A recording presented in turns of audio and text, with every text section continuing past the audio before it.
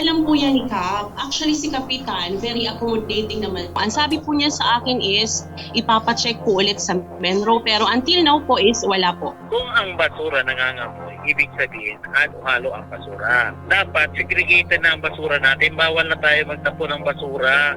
Number one na problema sa amin, yung mga residente mismo, wala silang disiplina. Yung iba, bahala na sila. Basta kami okay. Ganun yung ugali nila. Dapat man talaga yung kuwait ang kukuha. Walang magtatapon ng basura dyan. Makakausap natin ngayon sa linya ng telepono si Diana Rebellesa, isa sa mga residente ng Barangay Tinago, Kamalig, Albay. Gusto na kasi nilang matanggal ang isang tambak na basura sa kanilang lugar. Ang mabawong amoy daw kasi galing dito umaabot na sa mga kabahayan. Bago natin kausapin si Diana, panoorin po muna natin ang kanyang panawagan. Ito yung tambak na basura. Hanggang doon.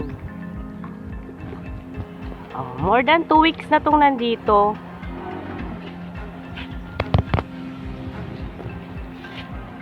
Ayan. Ayan yung barangay hall. Barangay health center. Saka yung mga basura dito. Ayan yung mga bahay. Diyan. Sementeryo. Ayan mga ka-aksyon, yung panawagan ni Diana, tambak-tambak na basura malapit sa kanilang barangay hall. Yung lugar ba na pinagtatambakan ng basura ay talaga pong basurahan or dyan lang po talaga kinokolekta ng garbage collector? Ang sabi po sa amin ni Kapitan, last year, December 2022, nag-complain na po kami. Ang sabi po niya is temporary lang po habang inaayos yung malapit po doon sa river na dating lagayan po ng MRF. So ibig sabihin po, temporary lang daw po pero umabot na po hanggang ngayon. Every other day po ba yung pagkukolekta or anong araw po talaga nagkukolekta ito pong garbage collector dyan po sa inyong lugar? As scheduled po, ang sabi po is Monday. Ang problema po kasi dito is hindi po siya makolekta as scheduled. At kahit po may schedule ng koleksyon, wala pong dumadating na truck. Nakita po namin ma'am, may katabi po pala nito yung health center, yung barangay hall ninyo. Gusto nating malaman kung ano yung ginagawang aksyon ng barangay patungkol dito sa problema. Alam po yan ni Kap. Actually si Kapitan, very accommodating naman siya. At nade-discuss naman namin yung problem sa kanya. It just that pag tinatanong po siya namin, yung sa higher ups din ang kanyang sinasambit na walang aksyon, ganyan. At ang request nga lang namin ma'am sa kanya is kung hindi mahakot ng basurero yung basura, sana po wag na lang doon ilagay yung MRF kasi hindi po yung dati doon nakalagay. Before po, nakalagay po sa daanan ng papuntang Kitwinan. Wala po dong bahay, wala po dong residente na maaapektuhan. Kaya lang daw may reklamong mga nagda-jogging, mga bumibisita sa Kitwinan. So ibig sabihin, mas after siya sa welfare ng mga nagda-jogging, ng bisita sa Kitwinan kumpara sa mga doon mismong resident. Oo. Ano po yung naging aksyon ni Kapitan? Para po masabi niya na dapat daw yung higher ups na yung gumawa ng aksyon.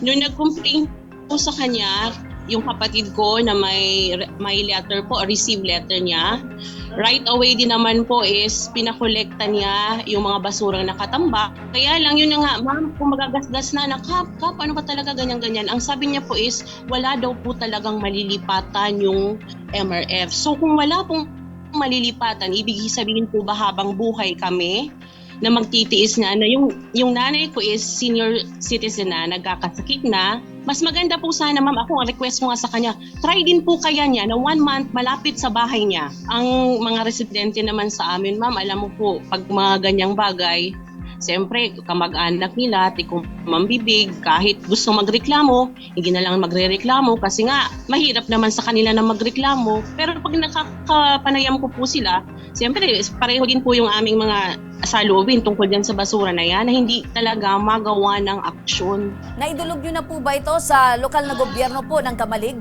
Oh yes po, right away po, nagme-message po ako kay Mayor. Pagsabi ni Mayor na ipapacheck, right away, merong pumuntang basurero.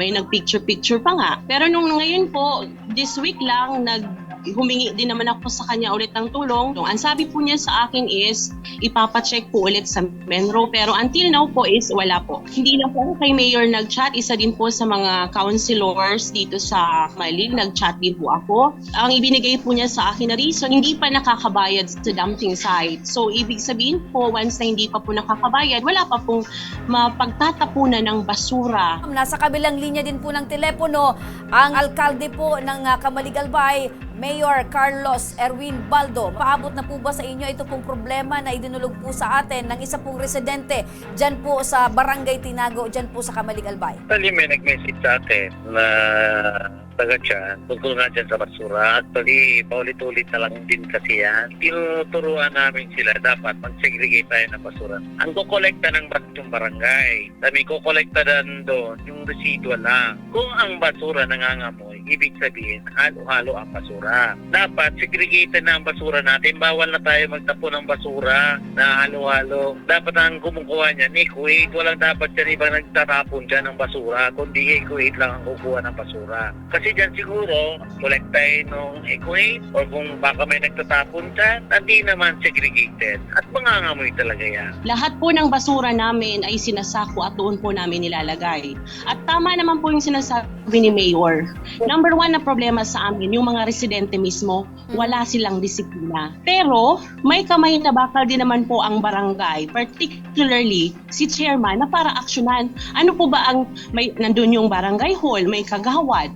Kung walang magkukuhang basura, kung magtatapon doon, huwag magpapatapon. Kasi mismo yung MRF, malayo sa bahay nila. Alam mo po yung ugaling basta sila okay, yung iba bahala na sila, basta kami okay. Ganun yung ugali nila. Dapat po may kulang aksyon kasi sabi ko nga po, di ba, very accommodating si Kap. Nakakausap po namin siya sa tindahan.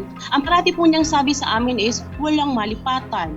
O walang malipatan. O paano po kung solusyon na lang, wag po na doon patapunan ng basura kung hindi naman po makukuha ng garbage truck. Ang dapat gawin, patawag yung barangay council, patawag yung ECO8. Kasi yung baka hindi naman nagtatrabaho yung ECO8, dahil kulang man sa sweldo. Kasi kung maraming basura na kukolektahin, yung tao tambak-tambak basura, talaga mamumroblema yung ECO8 natin. Na hindi talaga makukolekta, tapos yung iba, ilalagay na lang dyan sa may MRF yung basura. Opo. Dapat man talaga ECO8 ang kukuha, walang magtatapon ng basura dyan. Nandiyan naman si Kapitan, may Chairman Committee on Environment sila, sa Solid Waste.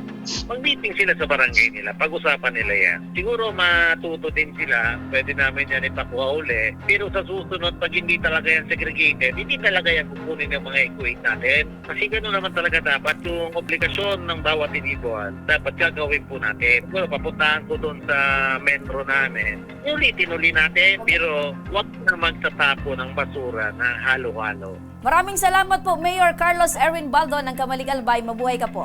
Sinusubukan po natin, ma'am, na tawagan si Kapitan, subalit hindi po natin makontak. Pero rest assured po, ma'am, napupunta po yung team namin dyan po sa inyong barangay para po ito ay mapag-usapan at mahanapan po natin ng solusyon. Opo. Ma'am, salamat po. Ganun pala kadali yung action dito sa Ako Bicol, Tabang Ora mismo. Salamat po kasi halos lahat na chat po na. Opo. Kaso dito pa lang pala, magkakaroon na kami ng solusyon. Salamat po. Opo. Salamat po. Napakaganda ng itong programa.